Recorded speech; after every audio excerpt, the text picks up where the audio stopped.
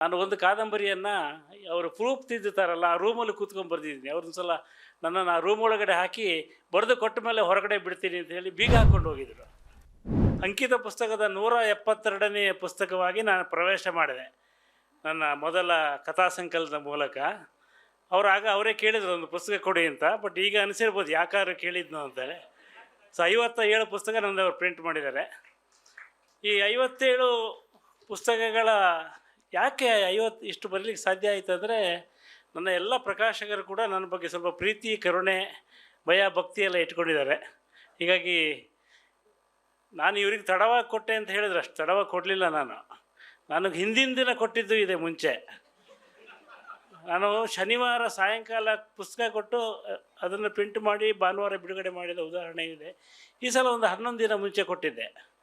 ಯಾಕೆ ಮುಂಚೆ ಕೊಡಲ್ಲ ಅಂದರೆ, ಈ ಪ್ರಕಾಶಕರು ಮೊದಲು ಕೊಟ್ಬಿಟ್ರೆ ಅದನ್ನು ಸ್ವಲ್ಪ 5 ಪುಟ ಕಮ್ಮಿ ಮಾಡಿ ಅಥವಾ 5 ಪುಟ ಜಾಸ್ತಿ ಮಾಡಿ ಅಥವಾ ಒಂಚೂರು ಕವರ್ ಪೇಜ್ ಬದಲಾಯಿಸಿ ಈ ಥರ ತಿದ್ದುತ್ತಾರೆ.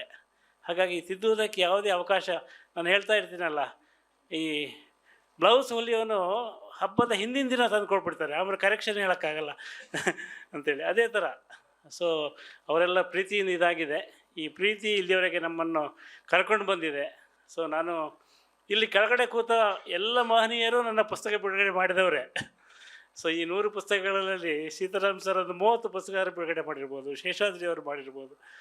ಸೊ ಎಲ್ಲರೂ ನಾದ ಮಾಡಿದ್ದಾರೆ, ಶ್ರೀನಿವಾಸ ಬಾಬುಗಳು ಮಾಡಿದ್ದಾರೆ. ಹೀಗೆ ಇಲ್ಲಿ ಕೆಳಗಡೆ ಕೂತ ಎಲ್ಲರೂ ನನ್ನ ಪುಸ್ತಕವನ್ನು ಬಿಡುಗಡೆ ಮಾಡಿ, ಜಯಂತ್ ಕಾಯ್ಕಿಣಿಯರು ಒಂದು 5-6 ಪುಸ್ತಕ, ನನ್ನ ಮೊದಲ ಪುಸ್ತಕ ಬಿಡುಗಡೆ ಮಾಡುವಾಗ ಅವರು ಬಂದಿದ್ದರು.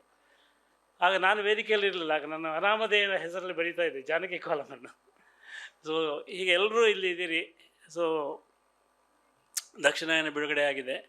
ಇದು ಮಾತಾಡೋ ಸಮಯ ಅಲ್ಲ. ಎಲ್ಲರಿಗೂ ಧನ್ಯವಾದಗಳು. ಮುಖ್ಯವಾಗಿ ಪ್ರಕಾಶ್ ಕಂಬತ್ತಳ್ಳಿ ಮತ್ತು ಅವರ ಇಡೀ ಬಳಗಕ್ಕೆ. ನನಗೆ ಆಶ್ಚರ್ಯ ಆಗಿದ್ದೇನೆಂದರೆ, ಅವರ ಬಗ್ಗೆ ಅಂಕಿತ ಸಹಸ್ರ ಅಂತ ಒಂದು ಪುಸ್ತಕ ಮಾಡೋಣ ಅಂತ ಹೊರಟಾಗ ಕೆಲವೇ ದಿನಗಳಲ್ಲಿ 45 ಜನ ಲೇಖನ ಬರ್ಕೊಟ್ಬಿಟ್ರು. ಆ ಲೇಖನ, ಪ್ರತಿ ಲೇಖನ ಕೂಡ ಭಾಳ ವಿಶಿಷ್ಟವಾಗಿತ್ತು. ಅಂದರೆ ಎಲ್ಲರೂ ಬರೆಯುವಾಗ ಅಂಕಿಅಂಶಗಳನ್ನು ಬರಲಿಲ್ಲ, ಅವರ ವಿಶಿಷ್ಟವಾದ ಅನುಭವಗಳಿದೆ ಅಲ್ಲ, ಅವ್ರ ಜೊತೆಗೆ ಒಡನಾಟಗಳನ್ನು ಬರೆದ್ರು. ಅಂಥ ಒಂದು ಒಡನಾಟ ಏನಂದರೆ, ನಾನು ಒಂದು ಕಾದಂಬರಿಯನ್ನು ಅವರು ಪ್ರೂಫ್ ತಿದ್ದುತ್ತಾರಲ್ಲ ಆ ರೂಮಲ್ಲಿ ಕೂತ್ಕೊಂಡು ಬರೆದಿದ್ದೀನಿ. ಅವ್ರೊಂದು ಸಲ ನನ್ನನ್ನು ಆ ರೂಮ್ ಒಳಗಡೆ ಹಾಕಿ ಬರೆದು ಕೊಟ್ಟ ಮೇಲೆ ಹೊರಗಡೆ ಬಿಡ್ತೀನಿ ಅಂತ ಹೇಳಿ ಬೀಗ ಹಾಕ್ಕೊಂಡು ಹೋಗಿದ್ರು. ಬರೀಲೇಬೇಕಾಯಿತು. ಈ ಥರದ ಅನುಭವಗಳಿದ್ದಾವೆ. ಅದನ್ನು ಆ ಪುಸ್ತಕದಲ್ಲಿದೆ. ಆ ಪುಸ್ತಕ ಕೂಡ ಓದಿ. ಈ ಪುಸ್ತಕವನ್ನು ಇವತ್ತು ಅಂಕಿತ ಪ್ರಕಾಶ್ ಸಲುವಾಗಿ, ಪ್ರಭಾ ಅವರ ಸಲುವಾಗಿ, ಅವರೆಲ್ಲ ಬಳಗದ ಸಲುವಾಗಿ ಮತ್ತು ನನ್ನ ಪುಸ್ತಕ ಬಿಡುಗಡೆ ಸಲುವಾಗಿ ಬಂದ ಎಲ್ಲರಿಗೂ ಧನ್ಯವಾದಗಳನ್ನ ಹೇಳ್ತೀನಿ. ನಮಸ್ಕಾರ.